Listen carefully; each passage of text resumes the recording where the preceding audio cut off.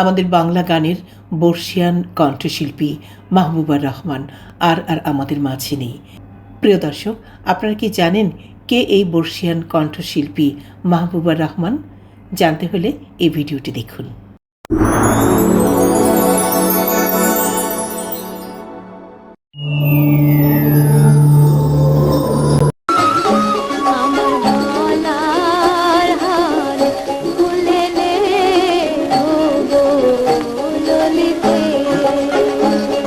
আমার গলার হার খুলে নে ও গো ললিতে, এই কালজয়ী গানের শিল্পী পল্লীগীতের কিংবদন্তি কণ্ঠ মাহবুবুর রহমান আর আমাদের মাঝে নেই।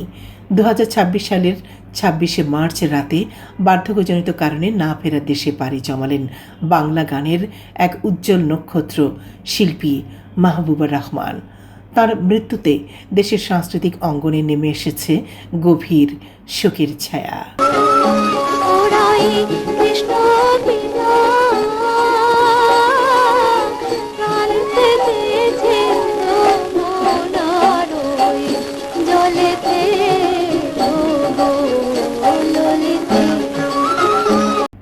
কণ্ঠশিল্পী মাহবুবুর রহমানের প্রকৃত নাম ছিল নিভা রানী রায়।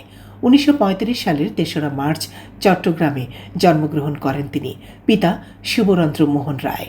ছোটবেলা থেকেই সঙ্গীতের প্রতি ছিল তার গভীর টান।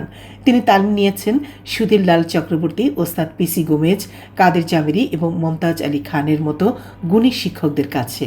1947 সালে অল ইন্ডিয়া রেডিও ঢাকা কেন্দ্র থেকে প্রথমবারের মতো তার গান প্রচারিত হয়, যা ছিল তার সঙ্গীত জীবনের গুরুত্বপূর্ণ সূচনা। 50 থেকে 70-এর দশকে রেডিও এবং চলচ্চিত্রে তিনি ছিলেন এক অনন্য কণ্ঠস্বর। পল্লীগীতি এবং আধুনিক গানে তাঁর অসাধারণ অবদান আজও শ্রোতাদের হৃদয়ে গেঁথে আছে।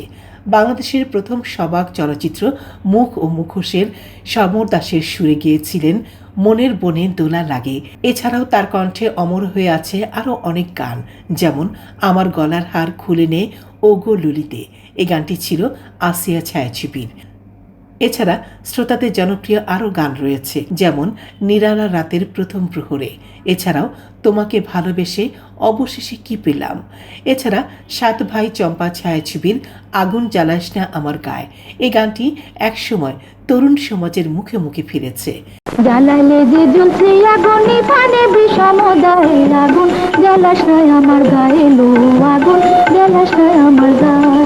জ্বালাইলে যে জ্বলছে আগুন নিভানে বিষম দায়ে, আগুন জ্বালাস না আমার গায়ে লো, আগুন জ্বালাস না আমার গায়ে।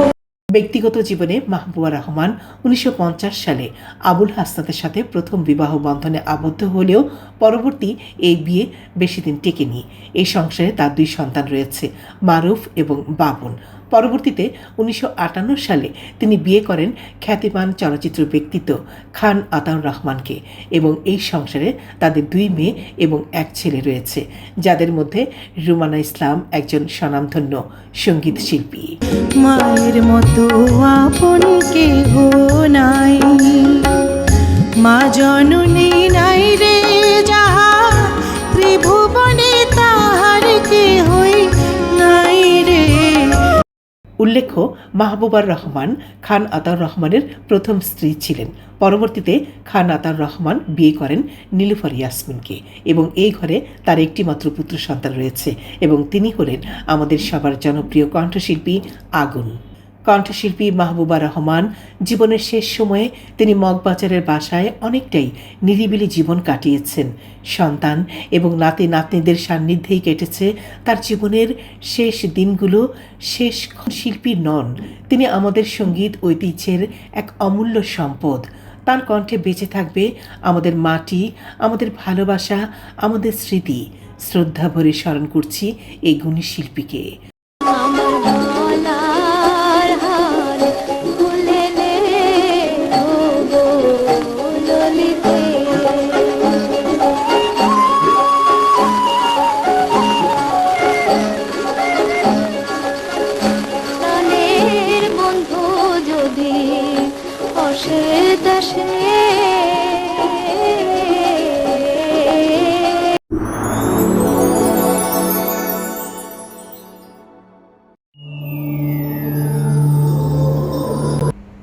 দর্শক, কেমন লাগলো আজকের আয়োজনটি?